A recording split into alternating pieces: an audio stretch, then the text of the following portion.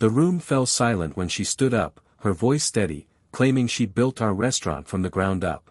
Rebecca, my fiancée, took credit for every late night, every dollar I'd poured into that place, while I sat there, stunned, my coffee going cold. Folks, I'm Thomas, a 48-year-old guy who thought he knew what love looked like, until that moment cracked my world open. It was a big night at our family restaurant in Portland, a celebration for hitting 10 years in business. I'd invited investors, local bigwigs, even my parents, to share the milestone. Rebecca had been by my side for 5 of those years, her smile lighting up the room, her charm smoothing over every tense deal. I trusted her, loved her, planned to marry her in June.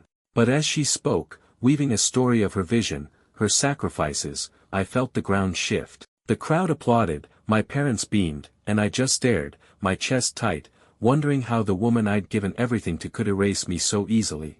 I didn't clap.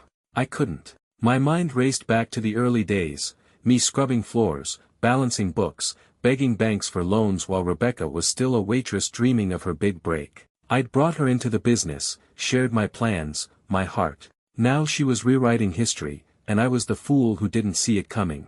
I wanted to stand up, call her out, but my parents' proud faces stopped me. They'd always adored her, called her the daughter they never had. If I spoke now, I'd look bitter, petty, unhinged. Instead, I slipped out to the kitchen, the clatter of pans drowning out the applause. I leaned against the counter, my hands shaking, trying to piece it together. Was this a mistake? A misunderstanding? But her words were too polished, too deliberate. She'd planned this, maybe for months, maybe longer. I thought of the late nights she'd spent working at the restaurant, the meetings she'd taken without me. Had she been building her own story all along, using my work as her foundation? I drove home alone that night, Rebecca staying behind to bask in the praise. My apartment felt too quiet, the walls closing in as I sat with a glass of whiskey I didn't drink. I kept seeing her face, that confident smile, and it hit me, this wasn't just about credit. It was about power, about taking what I'd built and making it hers. I loved her, but love doesn't blind you forever. I needed to know how deep this went, what else she'd hidden. I wasn't ready to lose everything, not the restaurant, not my family, not myself. But as I stared into the dark, one thought settled in, whatever she was playing at, I wasn't going to let her win. I woke up the next morning with Rebecca's speech still echoing in my head, her voice claiming credit for my restaurant like it was her own creation. The sting of that betrayal clung to me as I brewed coffee in my quiet Portland apartment, the city waking up outside. I'd loved her for 5 years, built a life around her, but now I couldn't shake the feeling that I'd been played. I needed answers, but more than that, I needed to understand how I'd missed the signs. Rebecca texted around noon, all breezy charm, saying she'd crashed at her friend Claire's after the celebration. She mentioned the investors' praise, how they loved our story, not a hint of guilt in her words.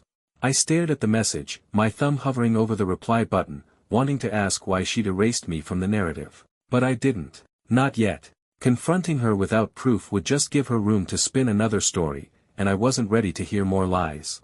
Instead, I started looking back, piecing together the moments that should have warned me. When we met, Rebecca was a waitress at my restaurant, sharp and ambitious, her laugh pulling me in like a current. I was 43, divorced, pouring everything into the business after a rough few years. She was 35, full of dreams about making a name for herself. I admired her drive, helped her enroll in business classes, brought her into the restaurant's management. It felt like we were building something together, late nights planning menus, her ideas sparking new energy in me. But looking back, I saw the cracks. She'd always craved the spotlight, loved the praise a little too much. I'd brushed it off, thinking it was just her personality, not a warning. I thought about my parents, too, how quick they were to believe her version of things. They'd always seen me as the steady one, the guy who fixed problems, not the one who shone. Rebecca, with her charm, filled that gap for them. She'd spend Sundays at their house, laughing over coffee, while I was at the restaurant balancing books. I didn't mind, she was family, or so I thought. But now I wondered if she'd been working them all along, planting seeds that she was the heart of the business, not me. I started checking the restaurant's records, something I hadn't done closely in months because I'd trusted Rebecca to handle the day-to-day. I logged into our accounting software, scrolling through invoices and contracts. Most looked normal, but a few caught my eye, consulting fees paid to a company I didn't recognize, small amounts but frequent, totaling thousands over the past year. The invoices were vague, signed off by Rebecca. It wasn't enough to prove anything, but it felt wrong, like a thread I needed to pull. I called my old friend Mark, who'd helped me set up the restaurant's finances years ago. I didn't tell him everything, just asked him to look at the books as a favor. He agreed, promising to dig into the numbers. As I hung up, I felt a mix of dread and resolve. Rebecca's speech wasn't a one-off, she'd been building this for a while, maybe planning to edge me out entirely. I loved her, or at least the version of her I'd believed in, but that love was fraying, replaced by a need to protect what was mine. I wasn't sure what I'd find, but I knew one thing, the truth wasn't going to be pretty, and I was done being the fool. The consulting fees in the restaurant's books gnawed at me, those vague invoices signed by Rebecca adding weight to the betrayal I'd felt since her speech. I sat in my Portland apartment, the rain tapping against the windows, my laptop glowing with numbers that didn't add up. I'd trusted her with my business, my heart, my future, but now every memory felt tainted, like a photograph curling at the edges. I wasn't just fighting for the restaurant anymore, I was fighting to understand who Rebecca really was. I spent the morning digging deeper into the financial records. The payments to the unknown company, BrightPath Solutions, totaled $12,000 over 10 months, small enough to slip under my radar but steady, like a slow bleed. I searched the name online, finding nothing but a generic website with stock photos and no contact details. It screamed shell company. I emailed Mark, my friend who was reviewing the books, asking him to trace BrightPath. He called back an hour later, his voice tense. He'd found the company registered under a P.O. box, no clear owner, but promised to keep looking. It wasn't proof of Rebecca's deceit, but it was a shadow I couldn't ignore. I thought back to the past year, trying to pinpoint when things shifted. Rebecca had started taking more control at the restaurant, insisting on handling investor meetings and marketing. I'd been grateful, thinking we were a team, but now I saw it differently. She'd been positioning herself as the face of the business, charming everyone while I faded into the background. I remembered a dinner with my parents last spring, how she talked up her plans for expansion, barely mentioning me. My folks ate it up, their eyes bright with pride. I'd smiled, proud of her ambition, but now that memory felt like a warning I'd missed. I decided to check her office at the restaurant, a small space she'd claimed for admin work. I drove over, the lunch rush in full swing, the smell of garlic and rosemary filling the air. The staff greeted me warmly, oblivious to the storm in my head. I slipped into her office, closing the door. Her desk was tidy, but a locked drawer caught my eye. I didn't have the key, but a paperclip and some patience got me in, a trick I'd learned as a kid. Inside was a folder labeled Proposals. I opened it, my pulse quickening. It held contracts, not for the restaurant, but for a new venture, a bistro across town, with Rebecca listed as the sole owner. The funding? A loan application citing the restaurant's revenue, my revenue, as collateral. My hands shook as I photographed every page. She wasn't just taking credit, she was planning to use my business to bankroll her own, cutting me out entirely. I thought of the late nights she'd spent working, the calls she'd taken in private. It wasn't love driving her, it was ambition, cold and calculated. I locked the drawer, left the restaurant, and drove aimlessly, the city blurring past. I wanted to believe there was an explanation, that the woman I'd planned to marry wasn't this ruthless. But the evidence was piling up, each piece heavier than the last. I stopped at a park, sitting on a bench as joggers passed by. I thought about my parents, how they'd bought her act, how I'd let her charm blind me too. I'd spent my life building something real, a business, a family, and she'd turned it into a game. I wasn't ready to confront her yet, I needed more, something she couldn't deny. But as the rain started again, soaking through my jacket, I felt a shift inside. Love was slipping away, replaced by a quiet, burning need to take back what was mine. Whatever Rebecca was hiding, I was going to find it, and it was going to cost her. The photographed contracts from Rebecca's office felt like a weight in my phone, proof she was planning to use my restaurant's revenue to fund her own bistro while cutting me out. I drove back to my Portland apartment, the city's lights smearing through the rain, my chest tight with a mix of anger and grief. I'd loved her, trusted her, but every new discovery showed me a woman I didn't know, one who'd been playing me for years. I needed to confront her, but not yet, her charm was too slick, and my parents' faith in her too strong.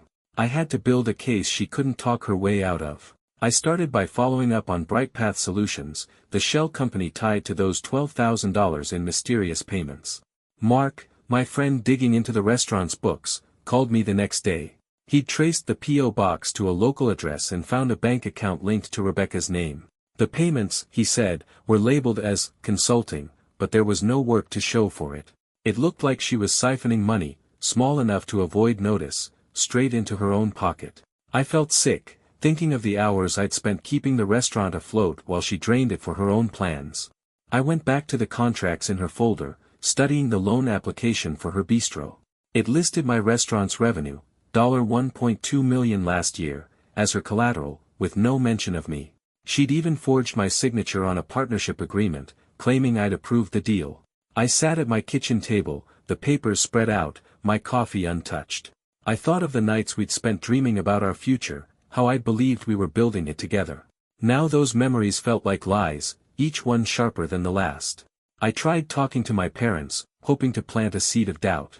I called Mom, keeping my voice steady. I told her I'd found some discrepancies in the restaurant's finances, that Rebecca might not be who she seemed. She listened, but her tone was guarded. She said Rebecca had been over for dinner, talking about how hard she'd worked to make the restaurant a success.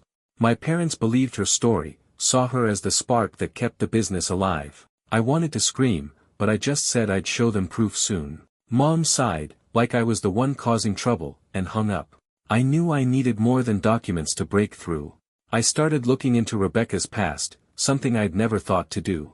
I contacted an old colleague from her waitressing days, Sarah, who still worked at a diner across town. Over coffee, Sarah hesitated before saying Rebecca had always been ambitious, even ruthless. She'd heard Rebecca brag about landing a big fish when we started dating, like I was a stepping stone. It hurt, but it fit. Rebecca hadn't just betrayed me, she'd targeted me, seeing my restaurant as her ticket to something bigger. I kept digging, finding an email on the restaurant's shared account that Rebecca had forgotten to delete. It was to her friend Claire, sent weeks ago, boasting about taking the reins and how she'd soon be running her own place. She mentioned me only once, calling me too trusting. I saved the email, my hands trembling. It was the clearest sign yet of her plan. She wasn't just stealing credit, she was stealing my life's work. I thought of my parents, their blind faith in her, and how alone I felt. But that loneliness fueled me. I wasn't going to let her win, not after everything I'd given. I needed one final piece of evidence, something to make her lies collapse, and I was going to find it before she could do any more damage. The email from Rebecca to Claire, bragging about taking the reins, and calling me too trusting, sat like a stone in my chest as I prepared for what came next.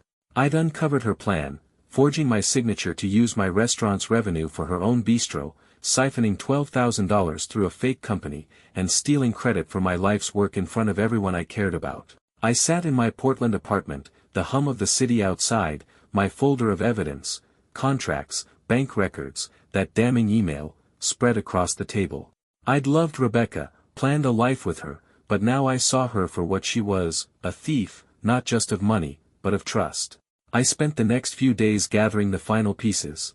Mark, my friend auditing the books, confirmed the BrightPath payments went straight to an account in Rebecca's name, not a company. He'd found a second account, too, where she'd stashed another $5,000, labeled as marketing fees.